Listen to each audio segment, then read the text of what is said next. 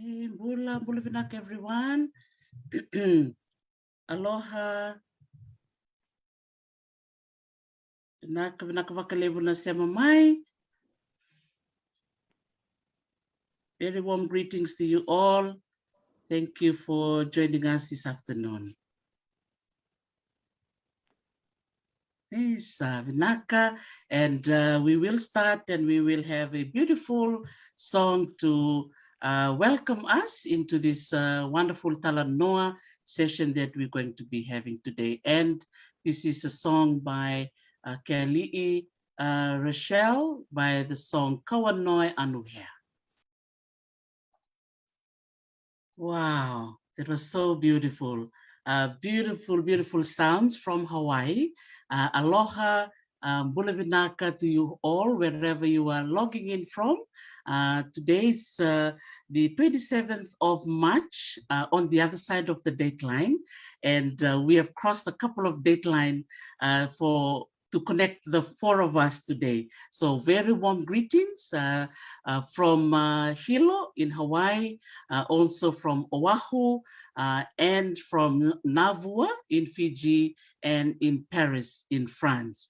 So what a wonderful lineup we have this evening and this morning, that we are here to share our story of our experiences of working in museums.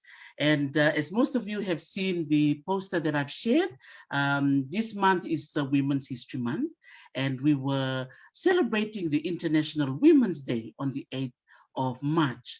And so this month has been dedicated to women, and it's been an honor and a wonderful opportunity to meet women from all walks of life. It has been a very uplifting month for me personally, and I've been getting a lot of comments and feedback from our listeners as well, just by listening to so many wonderful stories, of women. And I think I had one or two men who joined us at different times, but it was just lovely, to have everybody join in and share the stories that touches them the most throughout their lives, stories about their family, stories about their work. And today, our guests that we have here will be doing exactly the same. So they will be sharing a little bit about themselves, where they live, where they grew up, the schools that they went to. And the focus of our Talanoa is to focus on their work in the museum. So they will kind of take us on a tour of a life of a curator, or a life of a collections manager, or a life of someone that works in the museum. And I'm sure many of you who are listening in have been to a museum. And most of the time you come into the museum, you already seen the displays that are there. But most of the time, the three ladies that are here, they work behind the scene. So they will be sharing some of the work that they do that we don't see, but we see the result of when we come into the museum that they work in. So bula Vinaka, mahalo to everybody for their time. Talofa lava, malolele. I'm looking at the names of people that are logging in. So to the Samoans and the Tongans who will be joining us as well. And of course, our Fijian brothers and sisters and our Hawaiian ohana, bula Vinaka. So to start our Talanoa today, I will go around the world and the room to see of the ladies that will introduce themselves. So we'll start off with our family story. So we will start with Kamalu, and then we'll go across to Stephanie in Paris, and then we will go to Dr. Katrina in Fiji. So Kamalu, would you like to start us off and just share a little bit about your ohana, your family, and where you're logging in from as well, Vinaka. Okay, if you can just unmute my sister. Yeah. Very good. I apologize. I had to be muted earlier. So sorry about that. That's okay. Mahalo again. Mahalo, Teresi, for inviting me to participate in this Talanoa. It's my pleasure to be here. Aloha mai kako. My name is Kamalu Du Preez. Wahanau mai au I New Orleans. A kupu mai no ku'umo'uku au hau, oiwi mai na mokupuni o Maui a me Maui, a me Hawaii. Hello, everyone. My name is Kamalu Du Preez. I was born in Louisiana on the continent, but my Kanaka Oiwi or Native Hawaiian genealogy through my father directly links me to the islands of Maui and Hawaii. I actually grew up in Los Angeles with my mother and my grandmother, and I spent most of my formative years there. I had an opportunity from my father to spend time in rural Hana Maui and Koloa Kauai, which is a big difference from living in very urban Los Angeles to going to somewhere where life is quite slow, very different from where I was living then. And I spent summers getting to know my father's side of the family, learning about country living, learning about family fishing and farming traditions. And after I turned 16, we stopped having those trips, and I actually came back as an adult in my mid-20s to live here in Hawaii. And I had just transferred from Western Washington University to go to UH. I now reside in Pa'oa Valley here in urban Honolulu on the island of Oahu. Vinaka vakalevu Kamalu, thank you so much for sharing your Talanoa and about your ohana and where you were raised as well. And yeah, those of you who are logging in from the island of Oahu, Bula Vinaka to you all. Naka Kamalu. Now we will go to Dr. Stephanie in Paris. Good morning, Dr. Stephanie. Good morning, everybody. Bonjour. So yes, I'm actually 40 kilometers away from Paris. I live in the countryside, close to Paris, which is very important to me because I need nature a lot to replenish. So I have a very, I always say when people ask me, where are you from? I don't have a short answer to that. So my mother is Caribbean. She's from Martinique. So French Caribbeans, and so Martinique was always part of my upbringing and part of my roots. I always say that I never feel as much as home anywhere in the world if I have my mother's Martinique food to taste. That's where I feel like home. My father is from the east of France, and my father was in the army, so we used to travel a lot. And when I was little, I was born in the south of France. And then we moved, when I was very young, to the Réunion Island in the Indian Ocean. So that's where my first memories are. So I'm pretty much an island girl. And then we moved back and forth, and I spent part of my childhood in New Caledonia, which just impressed me a lot, and I decided that the Pacific was going to be part of my life for always, and that happened. And then we moved back and forth between France and other parts of the world where we speak French, including Senegal in Africa, where my parents lived when I just started university. So I visited them there. And again, Martinique was always where we got back to. So that's for the family part. Wow, Vinaka, thank you very much, Dr. Stephanie. So wow, so you've moved around a lot. That's so beautiful. I think for some of you who are listening in will be wondering where Martinique is. It's in the Caribbean, Dr. Stephanie? Wow. Yes, it's one of the small islands of the Caribbean arc. So it's if you see Florida and you go toward the southeast, there's a chain of islands there, and Martinique is in the middle. It's one of the small islands there, and my mother is from the south of Martinique. Wow. And then if you keep going, you're going to meet Haiti, Cuba, etc. Wow, thank you. And interesting that you mentioned food. So I'm sure food will be the topic that we might move towards to at some point, especially with Kamalu and Katrina in Fiji and Hawaiian food. Thank you for saying that as well, Stephanie. Thank you very much. So mahalo there for sharing your family, Talanoa, Dr. Stephanie. So now we're going to go to Dr. Katrina, logging in from the beautiful Navua in Fiji. Vinaka, Dr. Katrina. Bula, Dr. Teresi, and just to echo Kamalu, thank you so much for having us on tonight. It's a pleasure to be with the three of you ladies, and I can't wait for the next hour that comes. So my family history is, I'm kind of in the middle, really. So I grew up in Canada, and I was born in the province of Saskatchewan, which nobody really knows where. That's right smack in the middle of Canada. But grew up in Vancouver in BC, which is on the west coast. But my dad is English. He's from the south of England, from a tiny little town called Rye, just outside of Hastings in East Sussex. And my mom is Loloma and grew up in Suva, but her father's from Nukumblavu Savsavu, and her mom is from Nukuni in Onuilao. So I was really lucky, kind of like Stephanie says, I don't really know how to give a short answer about where I'm from or where I call home, because I think I call all three home really for different reasons.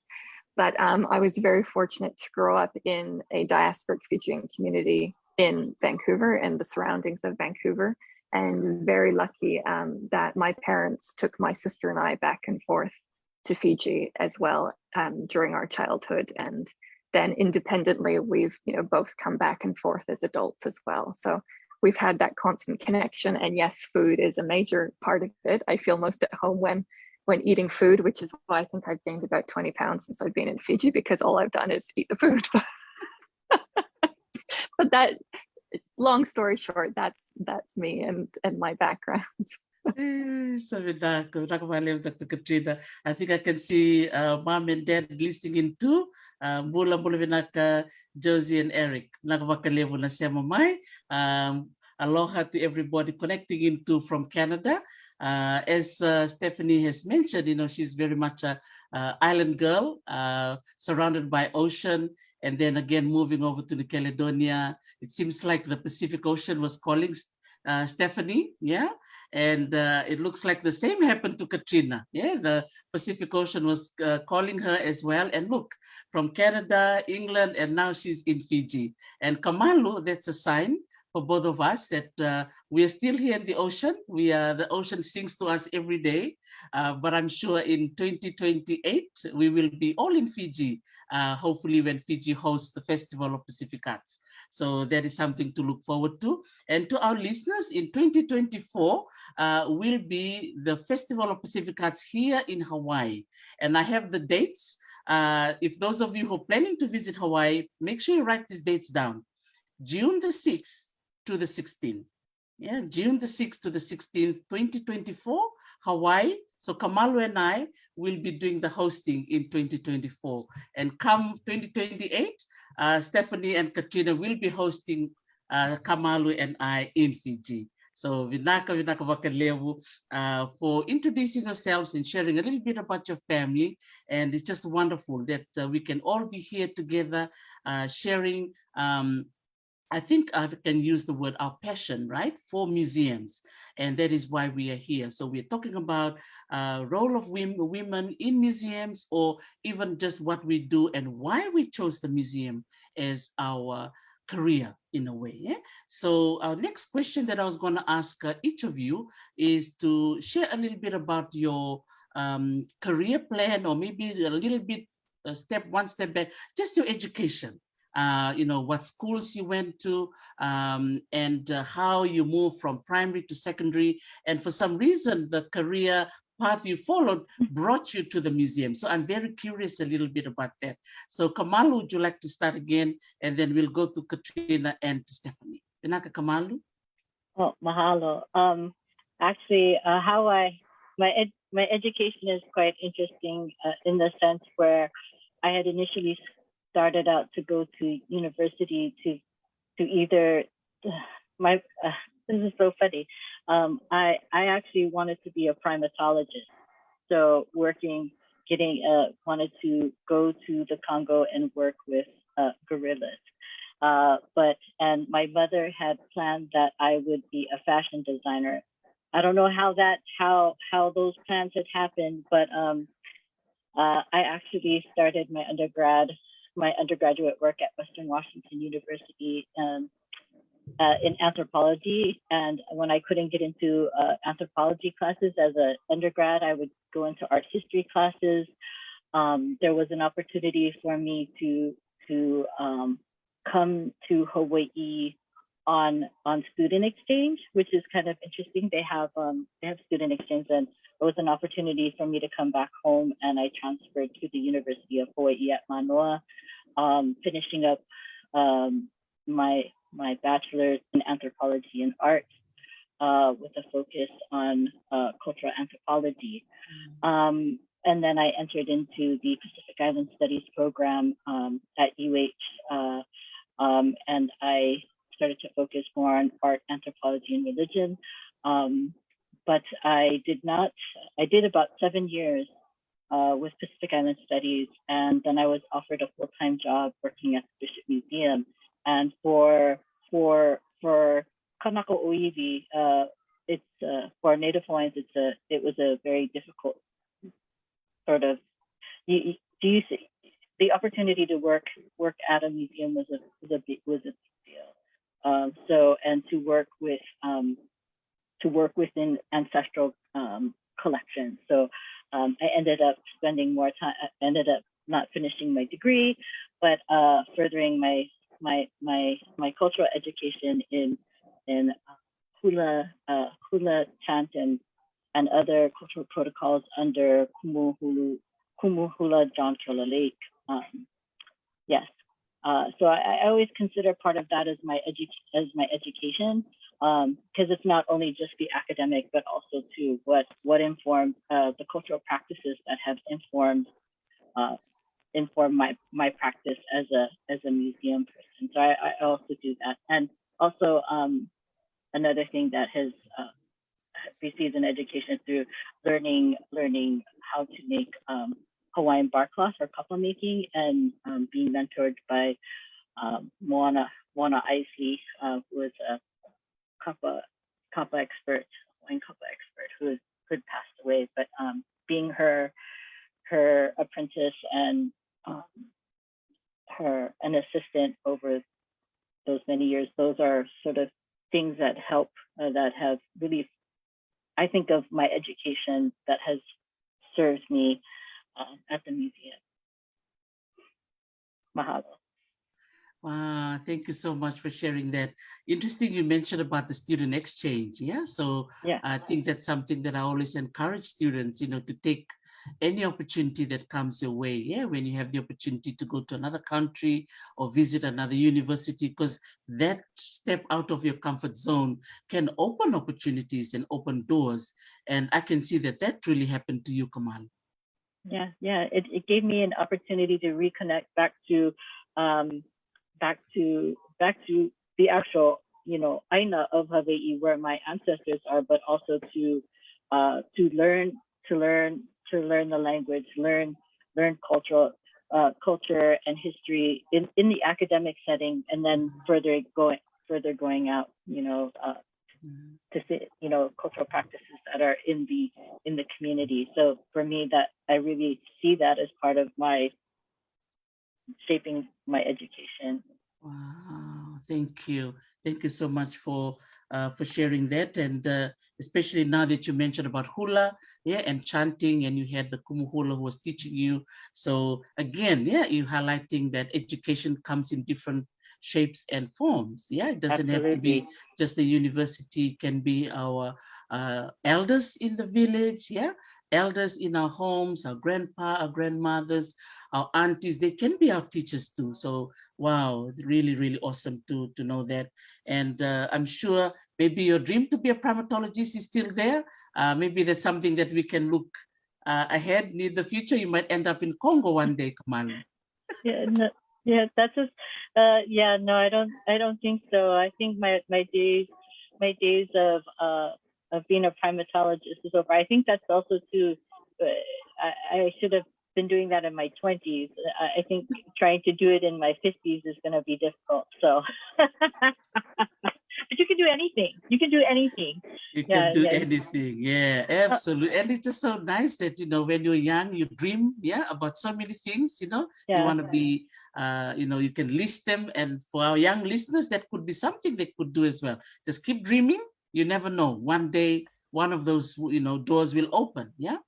Yeah. I did want to just add that when I transferred over to transferred back to Hawaii, University of Hawaii, I was already in my 30s. So I had started later. So it's never too late to go to university. It's never too late to get into those programs. I mean, when you're younger, it's nice to have direction and use all that energy. But I started a little bit later from everyone else, and then took much longer. So So main thing is that you get there and you're committed to the work. So. Wow, well done. Thank you. Thank you so much for sharing that, because that's another lesson that our listeners can take from what you just shared, that education can start at any time. Age, maybe, as I always say, age is just a number. If you want to start when you're 30, if you want to start when you're 40, that's okay. Even 50, that's fine as well, even more than that. So Vinaka vakalevu, Kamalu, for your words of encouragement. Now we're going to go over to Dr. Katrina with the same question as well, just to share about your education journey. Kamalu, we have something in common. I wanted to be a primatologist at one point too. Yes. So I started my undergrad journey at Simon Fraser University in Burnaby in British Columbia. And I went with the intention of being a psychologist. I was going to get a psychology degree. And I took Psychology 100 or whatever the first level, course is called, and I absolutely hated it. So part of SFU's mandate for an arts degree was that you had to do a certain number of credits across 5 different faculties in order to, they call it the breadth requirement, in order to give you a well-rounded degree by the time you leave. So primatology was one of the courses that I could take. And one of Louis Leakey's proteges, her name is Brute Galdicus. She did the orangutans, Diane Fossey did gorillas, and Jane Goodall, the chimps. Well, she was my professor for primatology at SFU. And I fell in absolute love with it. And that was going to be what I was going to do. But then, I had all these other credits I had to fill. So archaeology ended up being another one. And I thought, well, it's pretty hard to be a primatologist and, do everything that needs to be done. And, you have to be quite a special person to sit by yourself all that time and, not do anything. I thought, well, I'd love to, but maybe not. So, off I went to the archaeology side of things. And that changed everything that I wanted to do in university. And I didn't take the traditional archaeology route. So at SFU, they divide archaeology into biological anthropology and like field archaeology. So I went the biological anthropology route and thought I was going to be a forensic anthropologist by the end of it. So, got my degree and loved all of the bones, the osteology, the forensic side of it, until I met somebody called Dr. Carol Mayer, who I think we all probably know and I adore. And she said to me at one point during community gathering, because she was doing an exhibition on the founding collection of MOA, which is the Museum of Anthropology at UBC. And the founding collection is Pacific, mainly Fijian, by a man called Frank Burnett. And she said to me, as a young, plucky 19-year-old, said to me, you need to come and work on the Fijian collection. You can come represent the community. You can come learn about this and come do a student internship with me. And so while still finishing my undergrad, I started working with her at MOA. And again, that just flipped everything on its head and changed my entire career path, again. And I have to say, I owe her so much, because if I hadn't had that encounter with her and kept working with her, I wouldn't be sitting here. I wouldn't be in this Talanoa. I wouldn't have, gone where I've gone as part of that. So, my undergrad, I think, really did shape in a very indirect way what I went on to do. So I went on to keep working at MOA during a pivotal time in their existence, which we can talk about in our next question. But through her, I met Dr. Anita Hurley, who is part of the both the social anthropology department at the University of Cambridge, but also one of the senior curators at MAA, the Museum of Archaeology and Anthropology at Cambridge. And I decided to do an MPhil, so their Master of Philosophy at Cambridge under her supervision, specializing in the museum program that they have. And, you know, went on to keep working after that. And it was during that time in the master's that I met Professor Stephen Hooper, and also met Stephanie during that time as well. And, you know, as one always connects to the other, I think I got a phone call at one point from him saying that he's, you know, building this Fijian art project. And would I like to come and work on the project and be the PhD student on the project as well? So I wouldn't say that, you know, I fell into the PhD, but I certainly wasn't prepared to do it at the time that, you know, it came about. But I'm very, very grateful for being able to do it at the time that it came about. So that was with the University of East Anglia at the Sainsbury Research Unit for the Arts of Africa, Oceania, and the Americas. It's a bit of a mouthful, that one.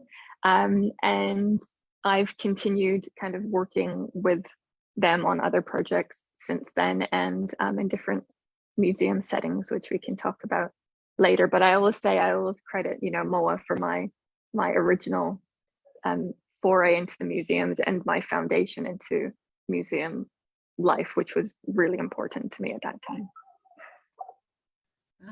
Vinaka vakalevu, Dr. Katrina. Again, it's interesting, you know, you mentioned, you know, Dr. Carol Mayer and, you know, those who kind of held your hand and, you know, kind of helped you along the way.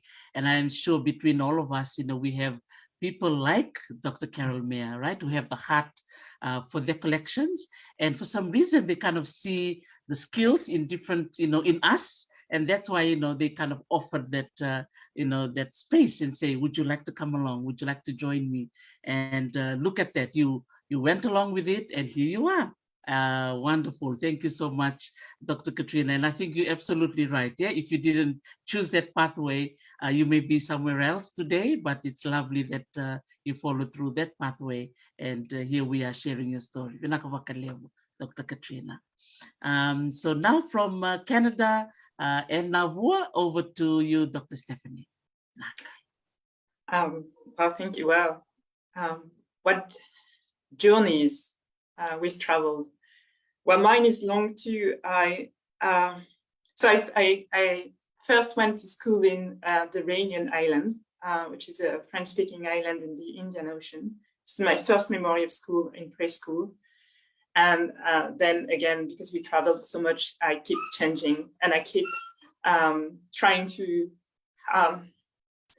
realize. I kept realizing how much there was in the world, how much to understand, how much to discover, and that has been the guiding principle. And I took me a long time to figure out the way I was going to choose to do that.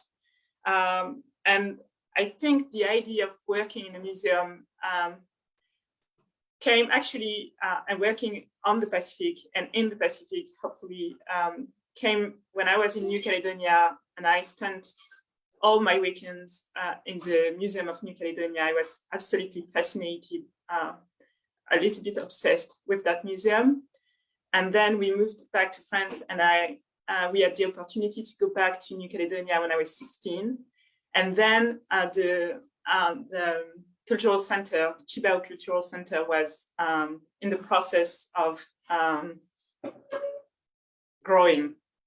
I say growing because it's a very organic building, if you know it.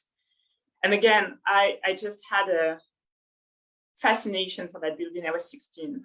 And so somewhere in my mind, the museum and the art world was there, but I didn't know what to do with my life. And I was 16 again.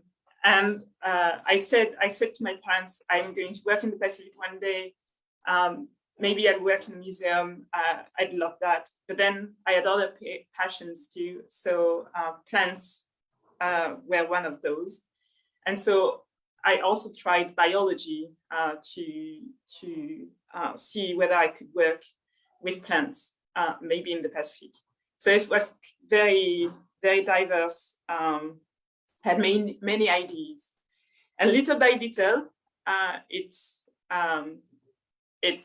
my focus got more on the art and on the museum world. In France, I think the system is a bit different. So you specialize quite early, and it's a little hard to change path once you specialize, even though I always say you can change. And if you are not comfortable with one thing, you should change, definitely. So I kept my options open as much as I could. I did a scientific A-level, and then I did try a special school we had in France, which is humanities broadly, literature, history, philosophy. And after that, and that's the turning point for me, I went to the École du Louvre, where I specialized in the art of the Pacific. My main teacher was Philippe Pelletier, and Philippe Pelletier has been crucial, very, very important in my path from that point on, because one day when I when I graduated, he first suggested that I looked at Fiji. He said Fiji is really interesting. We have very important collections here in France. Very few people have looked at them because it's an English-speaking part of the Pacific. This is very important thing for me, is that how somehow the colonial backgrounds separate the French-speaking Pacific from the English-speaking Pacific, when from cultural points of view, there's no difference. So I got a bit obsessed with that too. But then I started focusing on Fiji, and I fell in love with Fijian art. And I did my master on Fijian art on the collection of the Musée du Quai. And then Philippe Pelletier again. I just learned that actually Stephen Hooper told me that he got a call one day from Philippe Pelletier saying, oh, you know what, I have an interesting student working on Fijian collections. Maybe you should meet her. And so we met in a cafe in Paris. I remember that very vividly. And he said, okay, yes, that's interesting. Maybe you should do a PhD with me. And so I did. And I went to Fiji for the first time in 2010, working with the Fiji Museum. And it's been extremely rewarding. And at the same time, what matters the most to me is that I've been learning so much over the years, and I keep learning. And this is a professional path where you can keep learning your entire life, where you should keep learning your entire life. And that's the most rewarding, the most stimulating, the most important part of the job for me. And then so I did the PhD at the SRU. I met Katrina and other wonderful people there. And I got my PhD. And then I did a few postdocs, one at the Musée du Quai and one in Washington, D.C. with Adrian Kepler and Joshua Bell. And again, I kept learning so much, and I thank both of them too. I'm very grateful to them, because they showed me different perspectives. They broadened my scope again, and they really helped me realizing that I should work in a museum. That was beautiful. Yeah, so the journey, yeah, that took you this far, and also the importance of having coffees with people. So thank you so much for having that coffee with Professor Stephen Hooper. Things happen when you get invited for lunch, get invited for coffee, because those conversations can lead to other opportunities that you may have even thought of. So that was really amazing, yeah, to see those opportunities that come your way. So Vinaka vakalevu, and also acknowledging our museum colleague who just passed as well. So we'd like to take this opportunity to acknowledge Adrian Kepler for the amazing work that she contributed throughout the world, particularly for our Pacific collections. And she's dearly missed. And I know all of us have had the opportunity to cross paths with her in different ways and different projects. And most of us have learned, a lot from her as well. So wonderful. Thank you so much for acknowledging her and the team at the Smithsonian Museum. All right. So speaking of museums, and now you've mentioned, the Bishop Museum, you mentioned the Fiji Museum, and also the Smithsonian Museum, and all the other projects that you have done over the years. So now we'll have Dr. Katrina to start, and then we'll go to Kamalu and then Stephanie. In terms of the museum work that you're doing now, what does that work entail? And in terms of that role, what does it look like? Just take us like on a daily basis from 8 o'clock to 5 o'clock in the afternoon. What does it look like, Dr. Katrina? I don't know if it's the same every day, Dr. Teresa. I don't know if I could answer that question. So basically, what I'm doing right now is working with Fiji Museum. So very grateful that we are able to get a grant. And I need to acknowledge the US Ambassadors Fund for Cultural Preservation, who has funded a major project for Fiji Museum, of which I am very fortunate to be the coordinator for. And so this is a collections inventory project. And this project really looks at making the entire museum collection, which is over 10,000 objects, same amount of photos, archives, archaeological collections, natural history specimens, accessible to the wider public in Fiji, but also to the wider international public through an online database.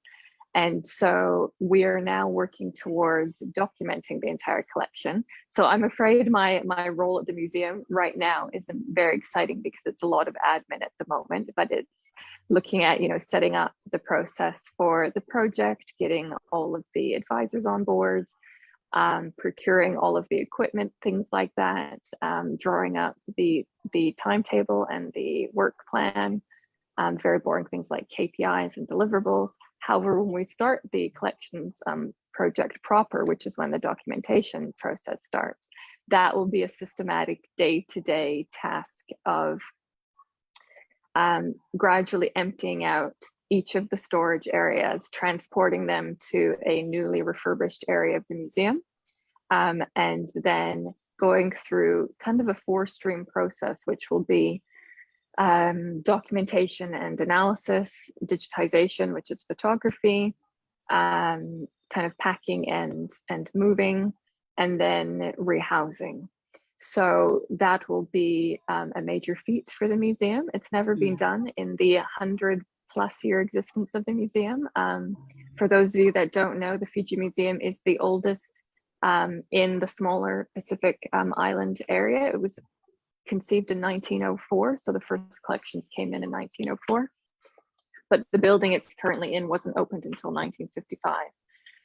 And so this idea of making the collections accessible isn't just in an online, come make an appointment and see. It'll be inspired by MOA and the Collections Research Enhancement Project that I was part of, and really become a living exhibition, a living display for visitors to come and see. So the entire documentation process will be viewable for all visitors to see and understand what goes on behind museum, walls. So we're trying to break down the barriers and break down the walls of what happens, especially kind of misconceptions or, different ideas about what the museum's about.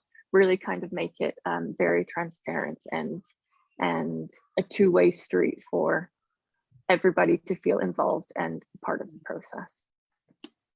Wow, that's amazing. Wow, that's exciting. And we know that many Fijians who are listening in will be keeping an eye in terms of what's going to be rolling out in the next couple of years.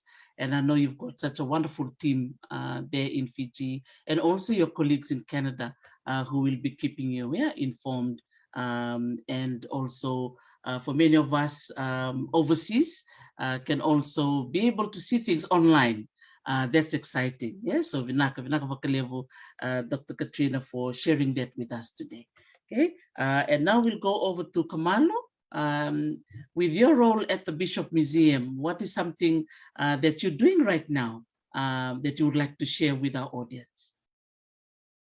And if you can unmute too. Sorry about that. I've actually transitioned into a newer position, cultural resource specialist. So what that is that I'm responsible for supporting the work of the curators, caretakers in the Hawaiian and Pacific Cultural Resources Division. So that's archaeology, ethnology, conservation, and the conservation departments, and providing guidance in traditional cultural practices and protocols, and in engaging with the knowledge growth and transfer of collections. So that's the purpose of my role. That's the kind of like role, because it's a little bit different. It's a little bit different from what my past 20 years at the museum has been. I started as an intern for the Native American Graves Protection and Repatriation Act. I went from an intern to going to a collections technician to assistant collections manager for a number of years, and working directly with the care and installation of many different objects in our collections, ancestral objects from all over, not only from Hawaii, but throughout Oceania, and caring for them, providing access, doing tours. So I'm just learning my role in this, transitioning from a very hands-on collections management experience to now more of an advisory role, but also more research and more community outreach. So sometimes my day can look like talking to a community practitioner and just talking story about what they're working on, how is their paper mulberry growing, and what kind of projects they're working on, and what would they like to see when they come to the museum, or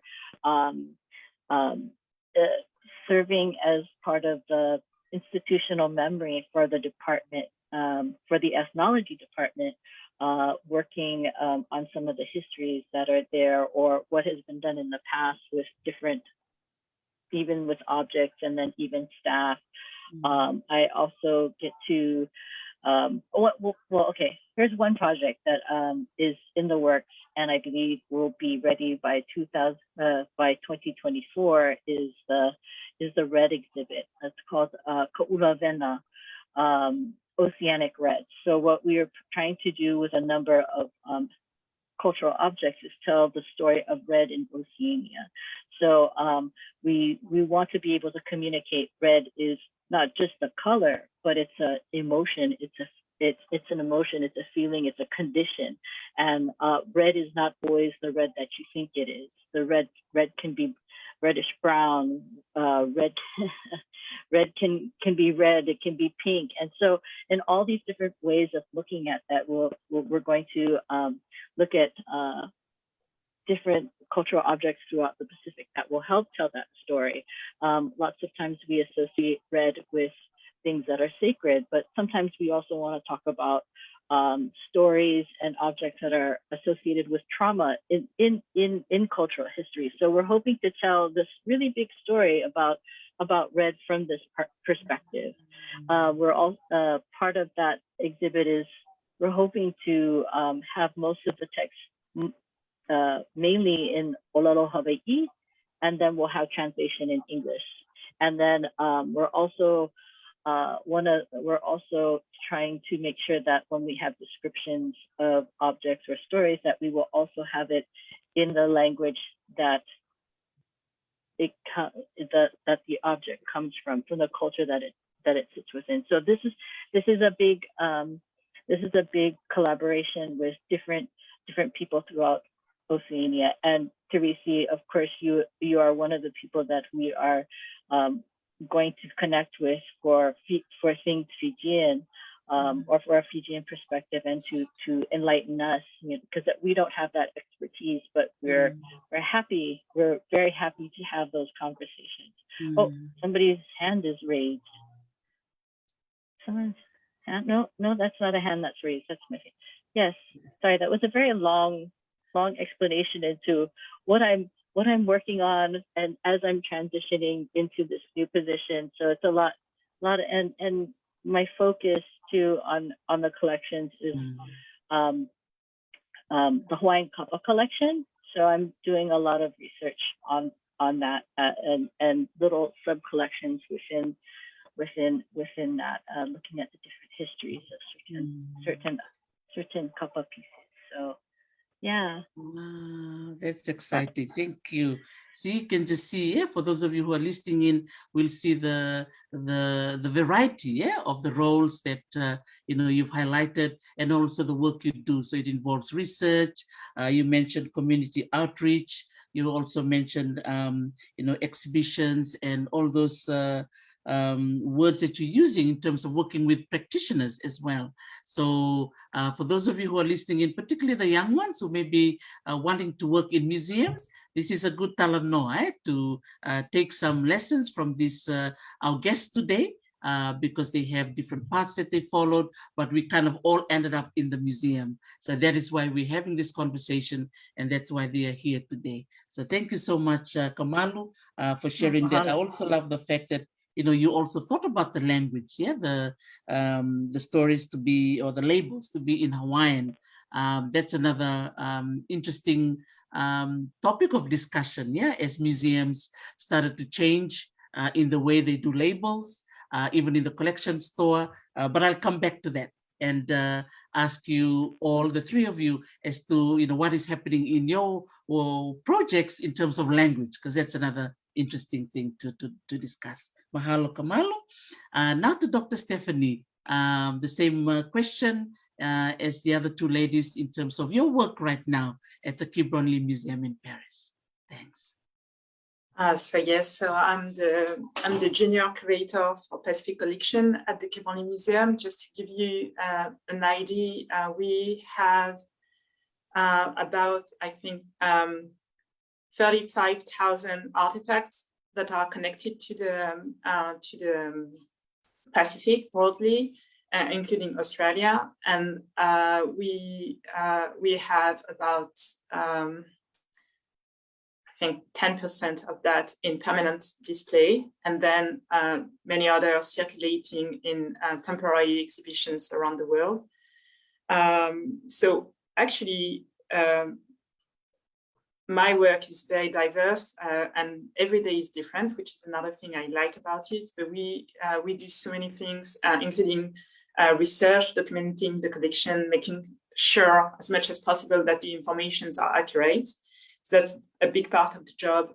We also think about loans, acquisitions,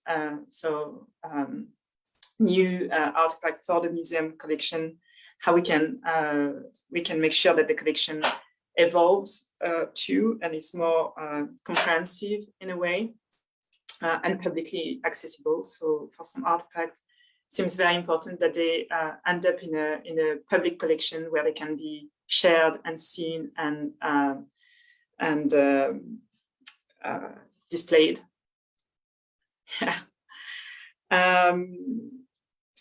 So yes, a lot of work actually. I'm also teaching a little bit, and then I think the most important. So I'm focusing mostly on Polynesian collection. This is my little expertise, and then on very early collections, historical collections from the Pacific. So collections that, for many of them, arrived to France via voyages of explorations, went through different museums, and we are trying to understand their history.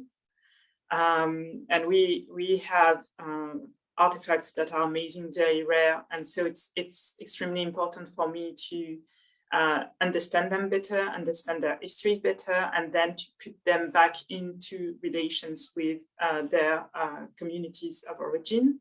So this is probably the part of my job that I like the most, is when I can collaborate with colleagues and communities from the Pacific. And of course, I don't know if it's obvious not for people who are listening, but from France, Pacific is very far away. So it's not that easy. I mean, we kind of see that with the time difference here. It's Sunday morning in where I am, and it's Sunday evening for Katrina, Saturday evening for in Hawaii. So just that makes it a little bit tricky, but it's been working, and we've had amazing project lately where it's been extremely constructive to work with communities. I'm thinking about the project. Kamalu, I was really interested in that red exhibitions that I had already heard about. We just did an exhibition with the Musée de Tahiti et des Îles, the Tahitian Museum, and Guillaume Alevêque on the Maro Ura, which is the we identified the fragment of a very sacred chiefly belt, and that fragment, which is very small today, is going back to Tahiti in a couple of months. Yeah, I know how exciting, and the project of documenting that artifact, displaying it, showing it to the public, explaining its importance, its relevance today in contemporary Tahiti.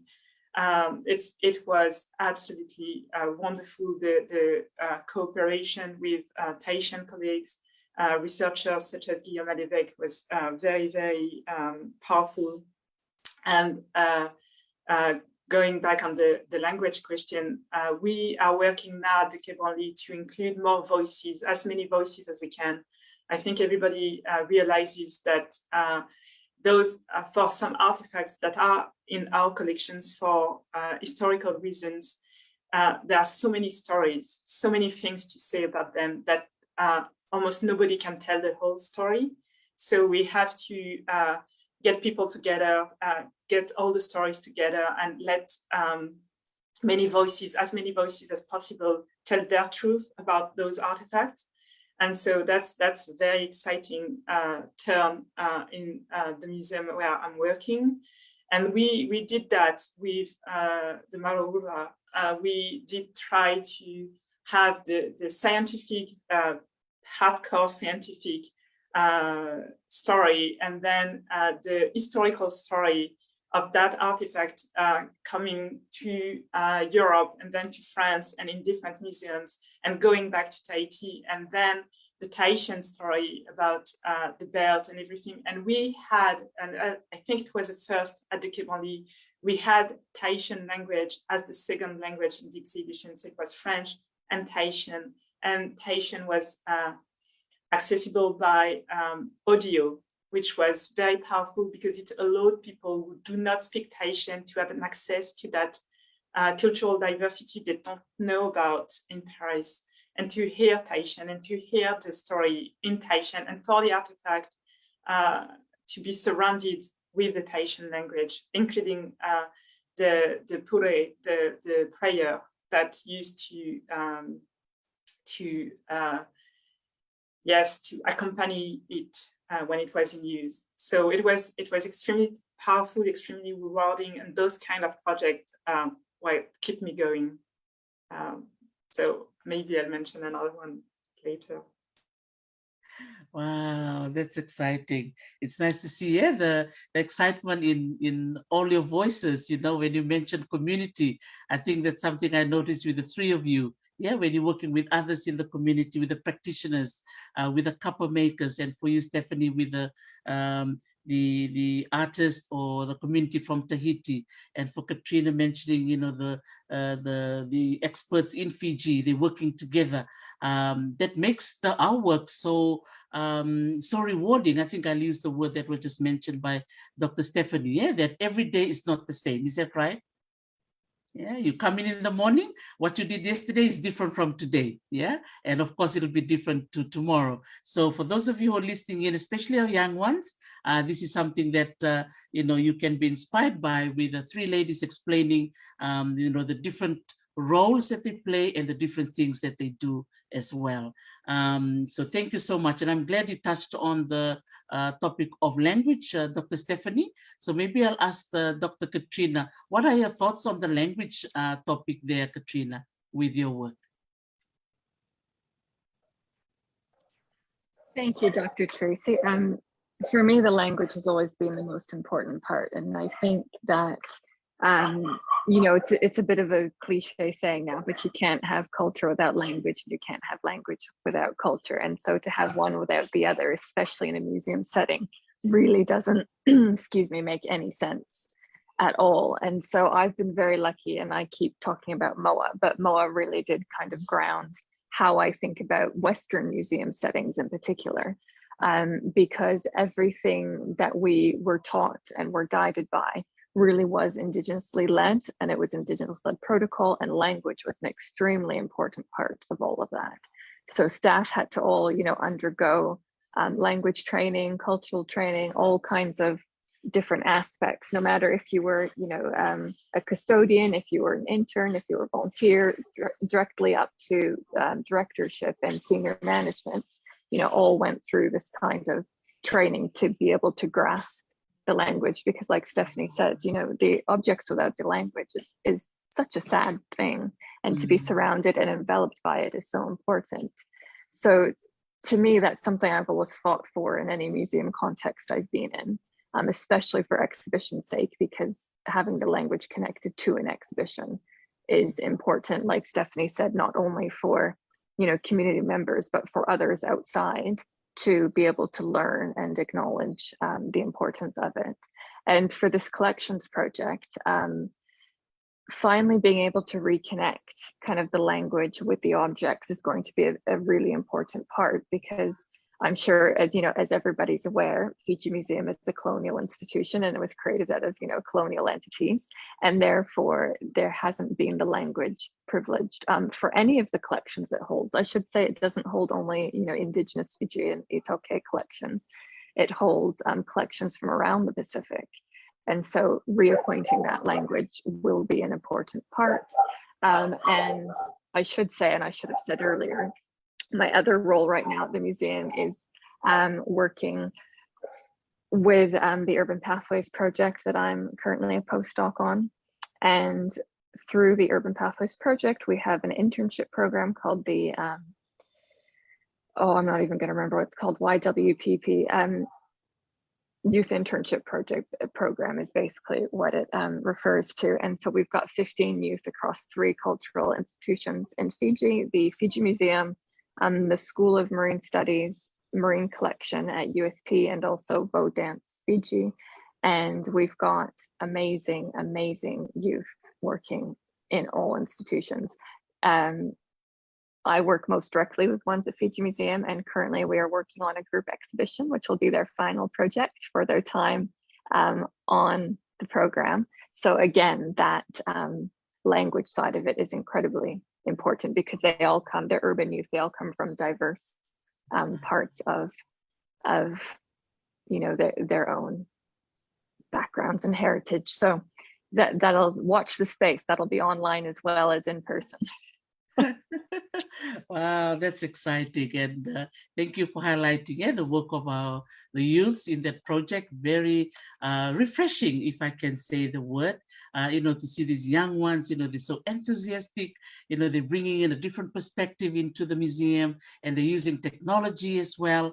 And lovely to see so much activity on social media, and they're just sharing their stories so much online, and so many appreciation, I think, is coming from the community. So again, congratulations to the youths for such a wonderful job that they're doing. Vinaka, vakalevu, Dr. Katrina.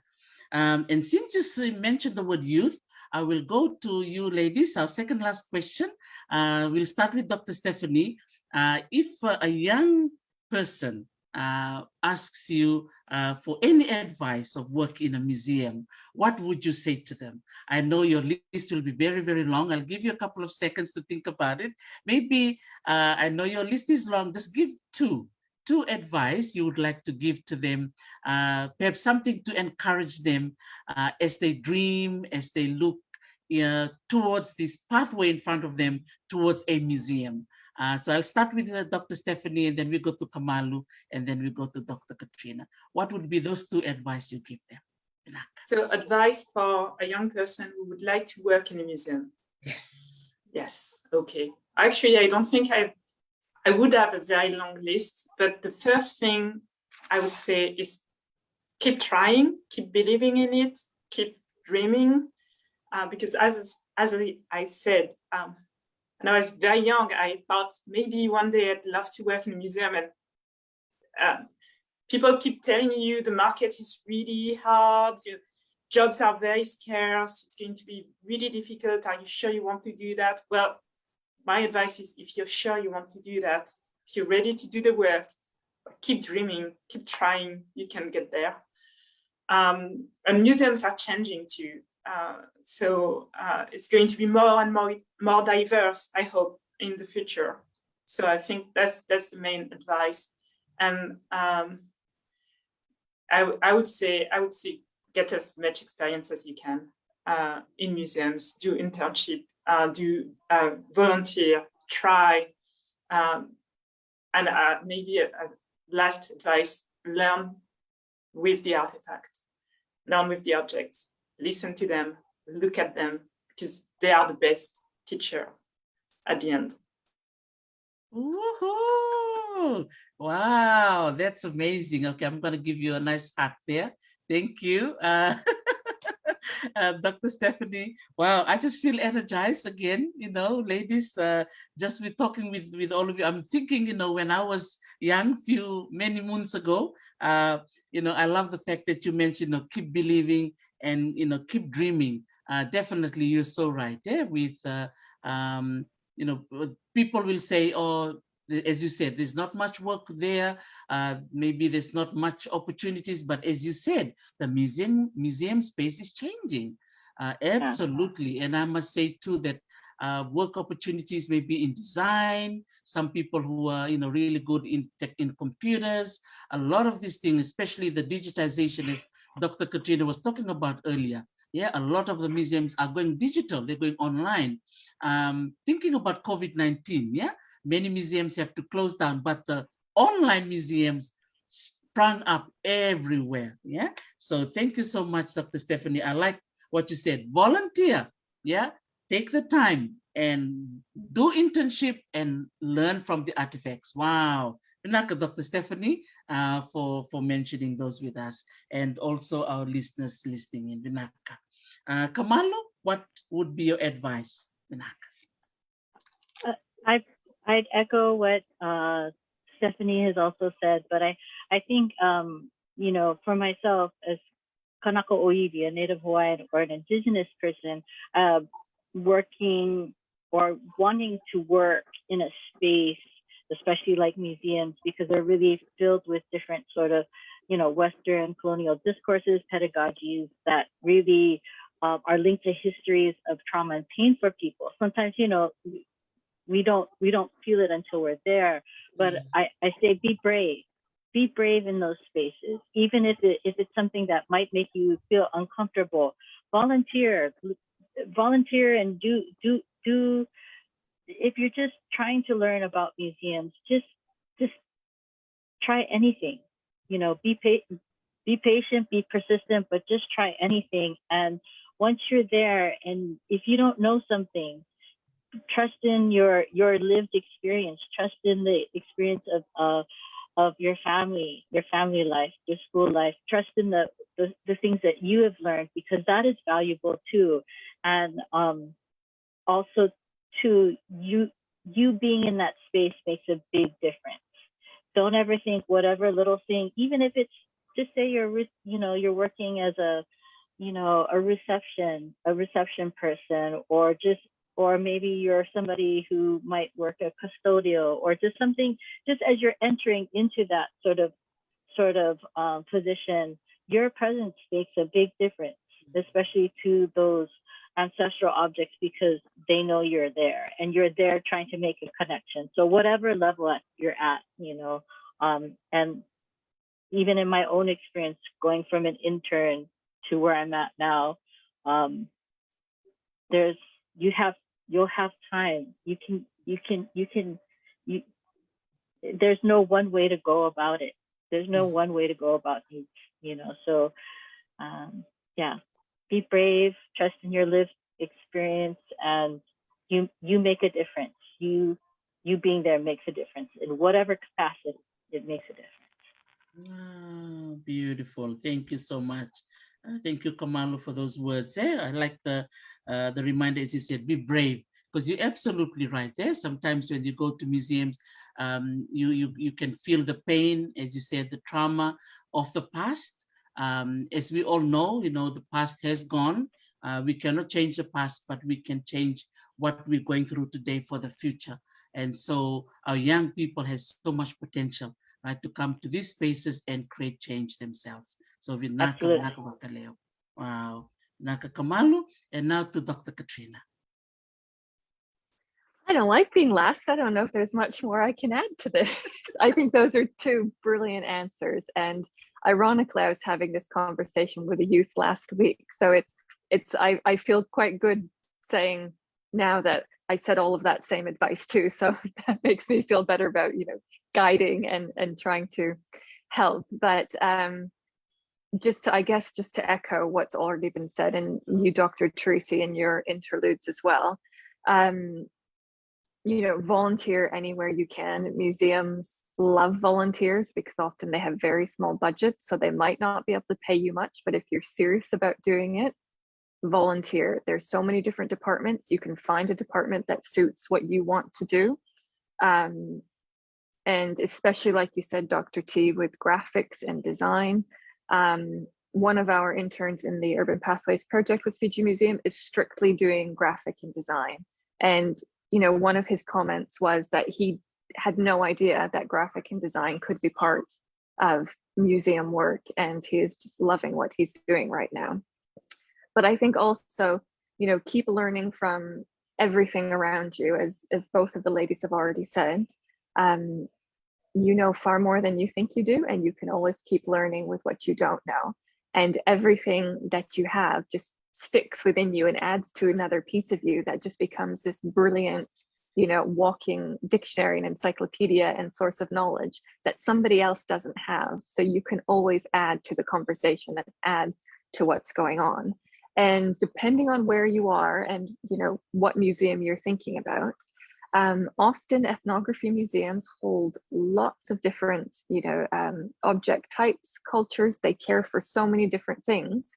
So you can find a piece of yourself often in a museum. It might just be a teeny little thing, but like Kamalu said, you can add something to that and you can share what you know, and you can then learn from others. So museums don't only teach us things, we teach them things. And I think that's really, really important moving forward as we go into the future. Vinaka, vakalevu, Dr. Katrina, definitely. I think the three of you mentioned, volunteering. So I know there's parents listening into in our Talanoa today. Just reminding some of the parents, take your children to museums in New Zealand, in Australia, wherever you are logging in from. There are museums next to where you live, and they will definitely be collections from Fiji, from Hawaii, from where you're from in those museums. So hopefully this Talanoa will encourage a lot of our families. When COVID-19 rules go down, they can be able to visit the museum when the doors of those museums open. Vinaka vakalevu, Dr. Katrina. And so timely, right? You're talking to those youths, and look, everything you said was echoed by Kamalu and Dr. Stephanie. So Vinaka vakalevu. Wow. Man, I don't want this conversation to end. I'm just having too much fun listening to all of you, and my heart is just bursting with so much light and life. So Vinaka vakalevu again, ladies, for coming in today. I know you're very busy with all the different projects. I know what you shared today is just a little teeny weeny percentage of what you all do, but I'm just so happy that you're able to share those with us. And we have the ability to have a little peek into what you do every day. Vinaka vakalevu. So we're coming to the end of our Talanoa session. So we'll just go around the room. We'll go back to Kamalu, and then just so you can be able to acknowledge those who held your hand along the way, those who supported you. I'm sure your family were there and your friends. So this is the time for you to do that. Over to you, Kamalu, and then we will go to Paris, and then Dr. Katrina will close our session. Oh, mahalo again, Teresi, for this opportunity to share my experience and sharing space, virtual space with these three wonderful ladies. You know, it's just such a wonderful opportunity. But I really, there's so many people to acknowledge in my own role. I'm this is gonna sound I'm gonna try to keep it short, but I'm really, you know, again, I'm very into, I want to acknowledge my parents, right? My parents. If it wasn't for my father, my father who I owe who I am as a Kanaka, you know, through genealogy, I wouldn't be coming back to this space to be able to work in this space. And I'm really appreciative of my mother because she gave me the freedom to learn more about things that she didn't know about, you know, what my mother is not a Kanaka. She's not from Hawaii, and there's so many things that I had to learn.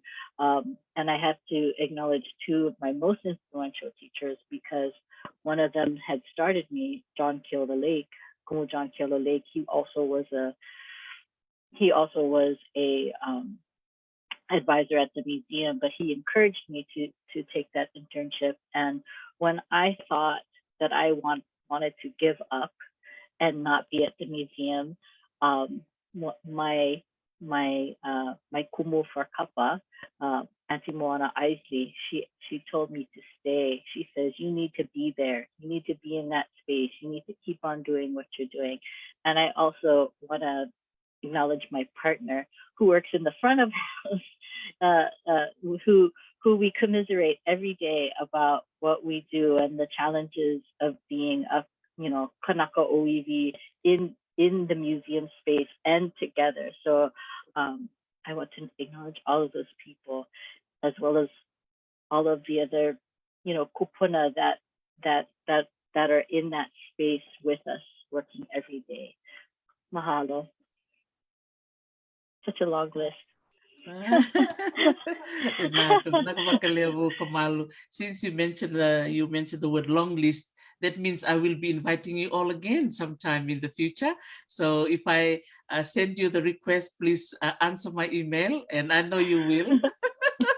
Because this conversation is just so beautiful, and we've been getting some positive messages coming through. Vinaka vakalevu. There's one of our artists, well-known artists in Fiji, Maria Rova. This is what she said. Vinaka vakalevu to all of you. Such an interesting Sunday evening conversation to listen to. So just to let you ladies know that what you're sharing today has so much impact, yeah, on our listeners. And Vinaka vakalevu, Maria, for your kind comment. Vinaka Kamalu. So now we go to Dr. Stephanie. This is tough. So many people that are instrumental in your life when you don't even realize it. I don't know where to start. I said earlier that you learn most from artifact, and I think that's very true, but you learn so much from people. And they have different, I'm trying not to cry. You have to, they have different way of showing that to you, different way of teaching you. And you realize only much later how much they've taught you, how much they've helped you, how much they guided you subtly wwithout being very obvious and giving you heavy advices and everything. I have to acknowledge the role of my mentors, and I'm so afraid of forgetting somebody, but of course the first person I'm thinking about is Adrian Tepfer, who just passed away. And there was the memorial yesterday for Adrian, and I realized something. I was devastated with her not being around anymore to help me, but she's going to keep helping me. And I think everybody said so many things about her and proved that she was going to be here with us forever. So I'm extremely grateful for the knowledge she shared with me. Joshua Bell, Stephen Hooper, Philippe Pelletier, Simone Powers works in Fiji too. Even Tarisi, you helped me, you taught me things. So many people, even Katrina, you taught me things too. On the more personal side of things, my parents, my brother and sisters, we all evolved differently. There's a say, I think it's a very international cliche actually, but that says that you can give to your kids only two things, roots and wings. And my parents have done that for all of us. And we grew different kinds of wings, but we did. Interesting that I say wings though. But then the people I did not realize helped me so much were my grandparents. My grandparents were very different, some in Martinique, some in the east of France. My parents, my father's parents were from a very poor labor people background. And my mother's parents were a bit different, but all those people were so brave. And looking back at their stories, I now only realize how brave they were. And especially thinking of my mother's mother, who was a Loloma from Martinique, and from a quite wealthy family in Martinique. And she married my grandfather, who was the son of the fisherman in the village. And I never realized that that woman in the 50s was working, married a man that was under world in many ways, and had beautiful children and gave them so much hopes and courage to go through life. So amazing people. And I just want to say that actually there are another category of people I'd like to acknowledge are younger people. My students, they give me hope for the future every day. They're amazing young people. And my daughter, same. I want to contribute little by little to a better world for them. So that gives me a lot of energy.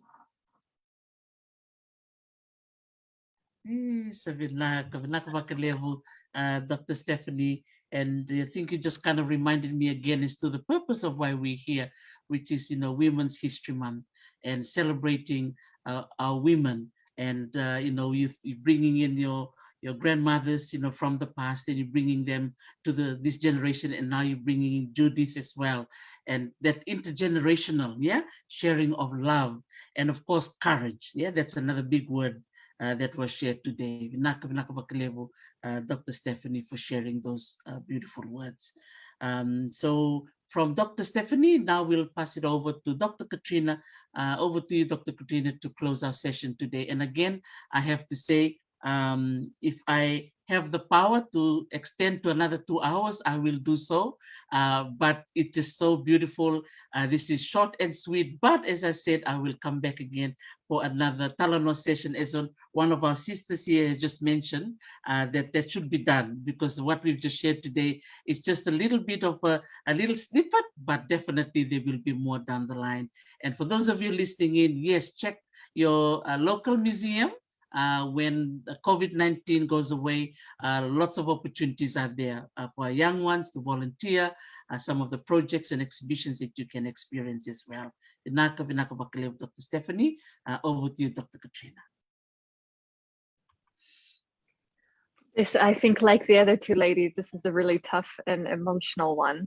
And I'm just thinking back to when I had to do the acknowledgements for my PhD, and I think I had almost an emotional breakdown trying to get all of the, words of gratitude out to everybody who's contributed along the way. And, as both of you have said, you don't want to forget anybody because that's, the most horrible feeling. But maybe I'll start with when I finally decided this was going to be my journey and this was the path I was going to take, and I was fully embedded into the museum world thanks to Carol, who can be the first one I'll mention, Dr. Carol Mayer. I decided kind of at that moment that I was going to do this work as a thank you to the communities, to the culture, to the family that raised me. And this, whatever I end up doing in my life in the museum sphere especially, would be my thank you back to everybody, especially the diasporic community that I was very, very lucky to grow up in, because without them, I wouldn't be in this situation right now. And so that's kind of, the first big thank you, is that without, risk of sounding too patronizing, I'm doing this as a thank you for everybody who has given me and made me what I am today. My parents especially, they taught my sister and I that we didn't have to be stuck in a box as to, where we were, who we are. We come from different places, and that's okay. We can be in multiple different places and be multiple different things at the same time. And that's a good thing to be, especially my dad, an Englishman who came to Fiji in the very early 70s and had to navigate kind of the newly independent world for himself. He was a crucial figure for my sister and I growing up, because he had to learn everything as well. And so he passed it on to us, especially in a culture where you don't often ask and tell, you just have to watch and learn. And if you miss something, you miss it, as you know, Dr. T. So he was instrumental in kind of helping us and allowing us, without sounding too patronizing, but be who we wanted to be and identify with who we and what we wanted to identify with. Like Stephanie said, my sister and I took completely different, paths and wings, but we both are so appreciative of who we are and how we were raised.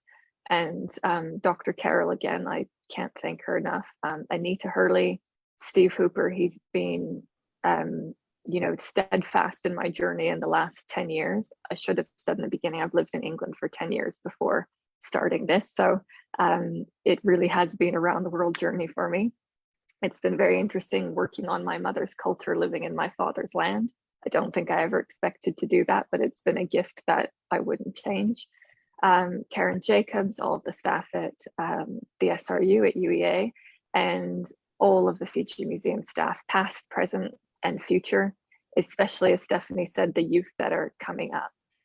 They make me so hopeful and remove a lot of my cynicism, I must say, about, how the world is and, what's become of the sector, especially. They have so much energy and are so invigorated and want to be the change and do the change and implement everything. So they continue to be the inspiration. And yes, we need another 3 hours, I think, Dr. T. Wow, that was amazing. So Vinaka vakalevu, Dr. Katrina, and Kamalu, and Dr. Stephanie. I think something too that connected all of us with your comments toward the youth. And what a lovely way to end our Talanoa today. That that's that hope that we have in front of us, with those of us who followed the pathway of those who went before us, and this is our time. And then now we're creating that pathway for those who are coming behind us. And it is very, very empowering and very reassuring. And we know that the future is in good hands, as we can see with the young people coming up, and they're all excited to come through this pathway and to join our sisterhood and brotherhood in the museum sector. So on that note, I would like to say Vinaka vakalevu to all of you for spending the time with me on this Saturday evening for me and Kamalu, but Sunday morning for Dr. Stephanie and Sunday evening for Dr. Katrina. So for those of you who've just joined us, yes, we're coming to the end of our Talanoa, and we've traversed a few time zones, but we made it happen. So from all of us, Vinaka vakalevu, all the best, Dr. Stephanie. Enjoy your Sunday in Paris or in France. Dr. Katrina, enjoy your evening in Navua. And Kamalu, enjoy your evening in Oahu. Vinaka vakalevu. Take care, everyone. Bye-bye. Thank you. You're welcome. Take care. Bye-bye. Yes, Vinaka vakalevu. What a wonderful evening. We've just completed our Talanoa session with our 3 guests who have taken 1 hour and a little bit from their schedule just to sit here with me and share their story. They shared a little bit about their family. They shared a little bit about their education and their pathway into the museum. And they also shared at least 1 or 2 projects that they're doing at the museum. So we're celebrating Women's History Month and International Women's Day, and today is Women in Museums. So I would have loved to invite so many more, but without 3 ladies here, they made it so wonderful. It was very uplifting, very warm, and very reassuring on so many levels. So I just want to say thank you again to all of you for joining in. So I say goodbye from the beautiful city of Hilo to you all. Nisa Mwade Vinaka vakalevu. Ahui ho. Okay, merci, bye-bye. Naka.